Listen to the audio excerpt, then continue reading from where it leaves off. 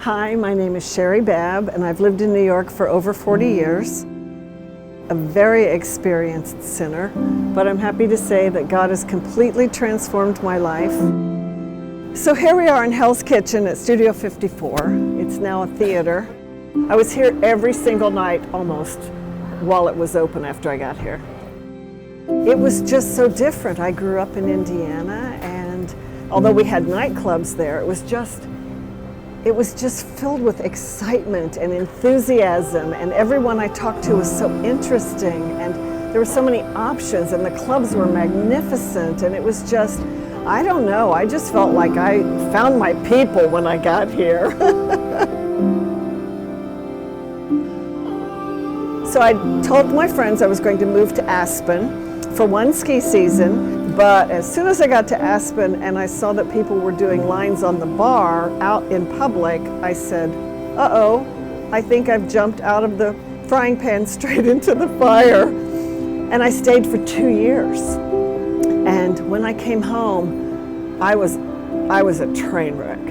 I was so blown out on drugs, and I knew the reason to move to Aspen was not just to become a good skier, but to really quiet down my lifestyle, thinking it was a healthier environment, but that was a ridiculous move. So when I came home, I recognized that I was really in trouble. I made a decision that I wasn't going to drink for a year. I ran into an ex-boyfriend on the street. He invites me up for lunch. He wants to make me a Bloody Mary. I said, I'm not drinking this year. He goes, you're not drinking for this year? And I'm like, no, I'm giving my body a break. He goes, oh, well, I have a friend for you to meet. So he calls the guy that lives in his penthouse, and he says, I want you to take my friend to an AA meeting tonight. And I'm going, I'm not going to an AA meeting. He goes, you're going to an AA meeting with this guy.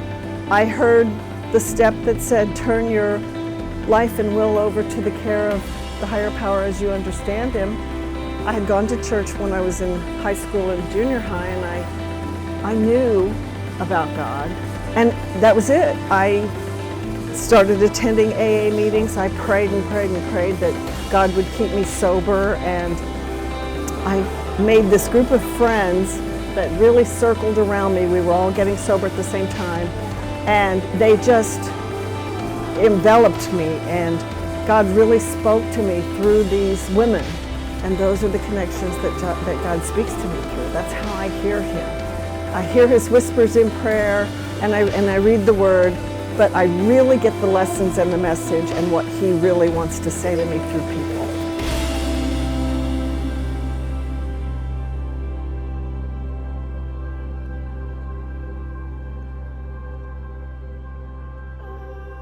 So I came to this dry cleaner, and I was in tears. I was devastated, and this gentleman named Paul said, are you by any chance a woman of faith? And I said, yes. And he goes, well, do you mind if I pray for you?